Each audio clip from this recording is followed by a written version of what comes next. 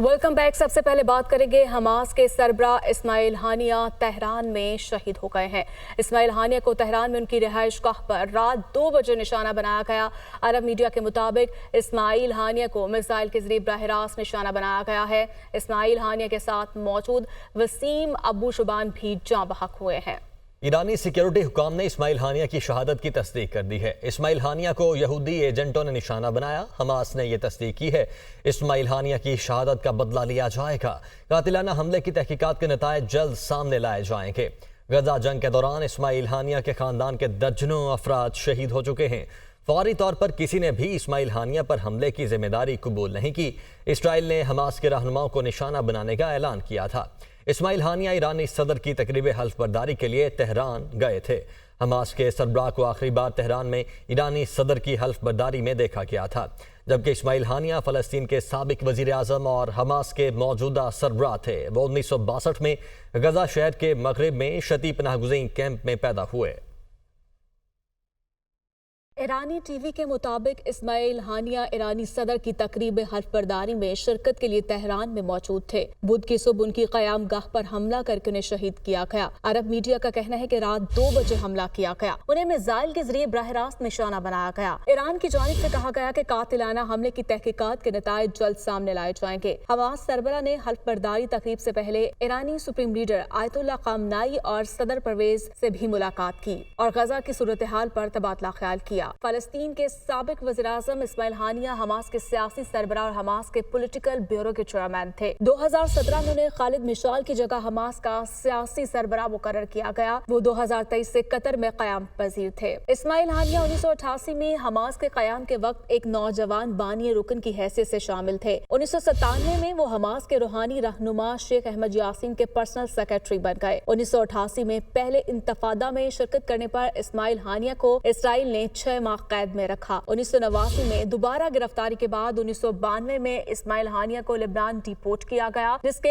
अगले साल ओस्लो मुआहिदे के बाद इस्माइल हानिया की गजा वापसी हुई। 2006 में फलस्तीन के इलेक्शन में हमास की अक्सरियत के बाद इस्माइल हानिया को फलस्तीनी अथॉरिटी का वजीर आजम मुकर्रर किया गया। हमास फतह इख्तलाफात के बायस ये हुकूमत ज्यादा देर ना चल सकी, लेकिन गजा में हमास की हुक्मरानी बरकरार रही और इस्माइल हानिया ही इसके सरबराह हैं। किसी ग्रुप ने भी इस कत्ल की जिम्मेदारी कबूल नहीं की, लेकिन शुबा फौरी तौर पर इसराइल पर गया है, जिसने 7 अक्टूबर 2023 को हमास के इसराइल पर हमले के बाद से इस फलस्तीनी ग्रुप के रहनुमाओं को कत्ल करने का अज़म जाहिर किया था।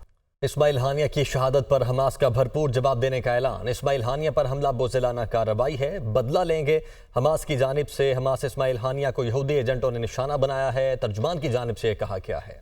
फलस्तीनी सदर महमूद अब्बास की तेहरान में इस्माइल हानिया के कत्ल की शदीद मज़म्मत की गई है। इस्माइल हानिया की शहादत पर हमास का भरपूर जवाब देने का ऐलान किया गया है। इस्माइल हानिया पर कातिलाना हमला, ईरान की आला सिक्योरिटी क़यादत का इजलास तलब कर लिया गया। ईरान की आला कौमी सलामती काउंसिल हमले पर रद्द अमल का फैसला करेगी। शहीद इस्माइल हानिया का खून रायगा नहीं जाएगा।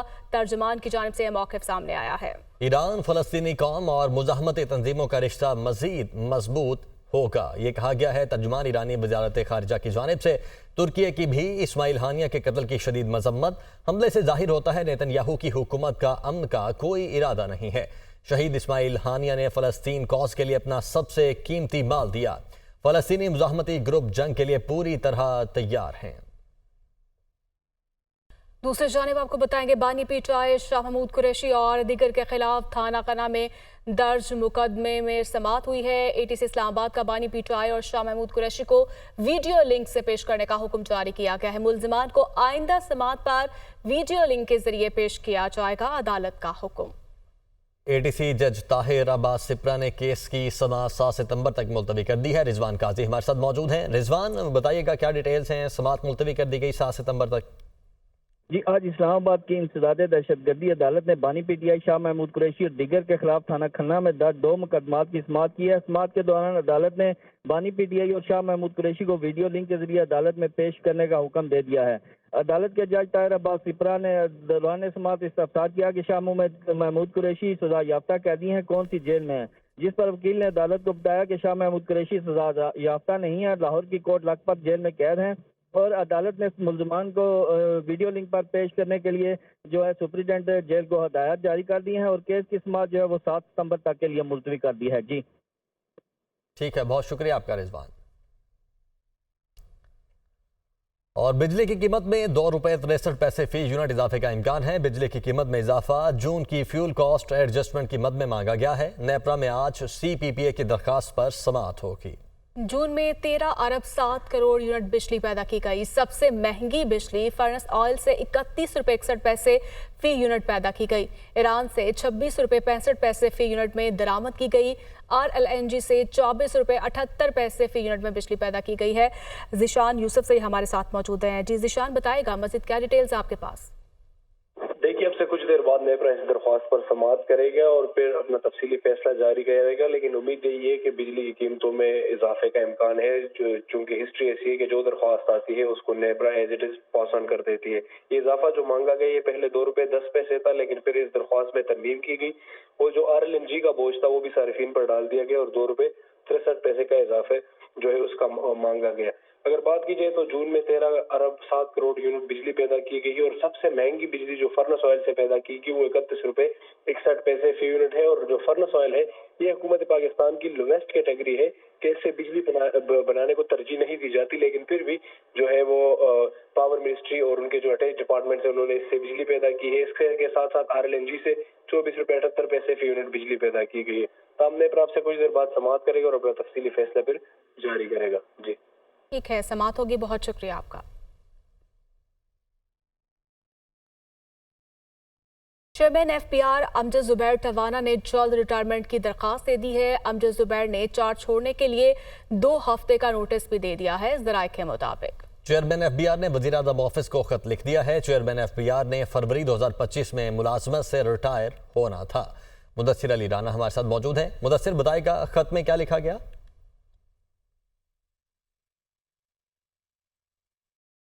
मुदस्सिर, आप सुन पा रहे हैं? मुदस्सिर गालिबन हमारे साथ इस वक्त मौजूद नहीं है। तो चेयरमैन FBR अमजद जुबैर टवाना ने जल्द रिटायरमेंट की दरखास्त कर दी है। अमजद जुबैर टवाना ने चार्ज छोड़ने के लिए 2 हफ्ते का नोटिस भी दे दिया है और चेयरमैन FBR ने वज़ीर आज़म ऑफिस को खत भी लिख दिया है। चेयरमैन FBR ने फरवरी 2025 में मुलाजमत से रिटायर होना था। मुदस्सिर ने हमें ज्वाइन कर लिया है। मुदस्सिर, बताएगा खत लिखा गया है, इसमें क्या वजूहात लिखी गई हैं?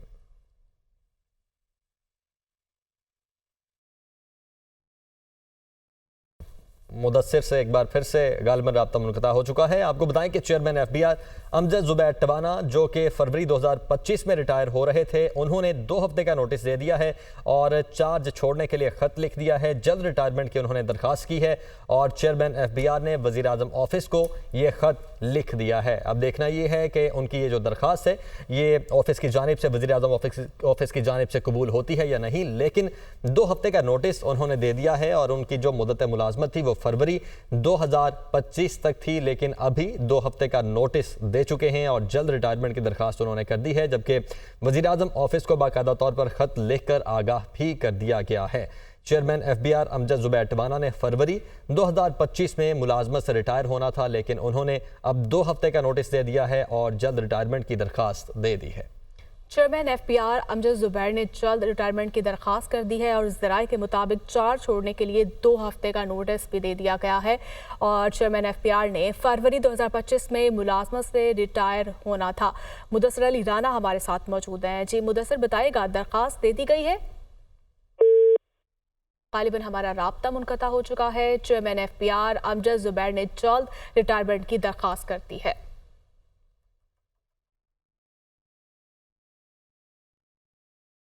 हुकूमत का डिजिटल दहशतगर्दी और फेक अकाउंट से रोकने की जानिब पहला कदम। पाकिस्तान में पहली बार डेटा प्रोटेक्शन बिल तैयार। किसी की जाती मालूमात बगैर इजाजत इस्तेमाल पर सजा होगी, जुर्माना या कानूनी कार्रवाई का सामना भी करना पड़ेगा। वजारत इंफॉर्मेशन टेक्नोलॉजी की जानिब से बिल आज सेनेट की कायमा कमेटी में पेश किया जाएगा।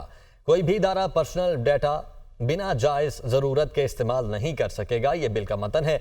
इदारा या अथॉरिटी को पर्सनल डाटा लेने के लिए मुतल्लिका अफराद से इजाज़त लेना लाजिम होगा। हर शख्स को अपने डाटा तक रसाई देने या ना देने, महदूद रसाई दुरुस्त या ख़त्म करने का हक हासिल होगा। हर फर्द को डाटा के गलत इस्तेमाल को रोकने का हक भी होगा, जबकि कोई भी कंपनी या इदारा डाटा में बिना इजाज़त रद्दोबदल करने का मजाज नहीं होगा। हरीम जदून इस्लामाबाद से हमारे साथ मौजूद हैं। हरीम, बताइएगा क्या SOPs हैं इस बिल में? जी देखिए, बिल्कुल आज सेनेट की कायमा कमेटी में वजारत IT एंड टेलीकॉम की जानिब से एक बिल पेश किया जा रहा है। डाटा प्रोटेक्शन हवाले से ये बिल पेश किया जाएगा। पाकिस्तान में पहली बार जो है वो डाटा प्रोटेक्शन बिल तैयार हुआ है। इस बिल के मुताबिक कोई भी इदारा जो है वो पर्सनल डाटा बगैर किसी जायज़ ज़रूरत के जो है इस्तेमाल नहीं कर सकेगा। इदारा या अथॉरिटी को पर्सनल डाटा लेने के लिए मुतल्लिका अफराद से इजाज़त लेना लाजिम होगा। इसके अलावा हर शख्स को अपने डाटा तक रसाई देने या ना देने तक महदूद रसाई दुरुस्त या ख़त्म करने के हवाले से इसका हक हासिल होगा और हर कंपनी या इदारा जो है इसके लिए लाजिम होगा कि वो डाटा प्रोसेसिंग ऑफिसर जो है वो तैनात करे। इसके अलावा इस बिल के हवाले से बात करें तो IT के कारोबार को जो है वो भी फरोग मिलेगा और इस बिल का ड्राफ्ट जो है वो तैयार होने के बाद तकरीबन 100 से ज़ायद स्टेक होल्डर्स जो है उन्होंने अपनी राय दी है। बहरहाल ये आज वजारत IT एंड टेलीकॉम की जानिब से सेनेट की कायमा कमेटी में डाटा प्रोटेक्शन बिल जो है वो पेश किया जाएगा। इसके बाद इस बिल पे बहस होगी और फिर उसके बाद ये बिल जो है वो आगे प्रोसीड किया जाएगा। जी ठीक है, बहुत शुक्रिया हरीम आपका।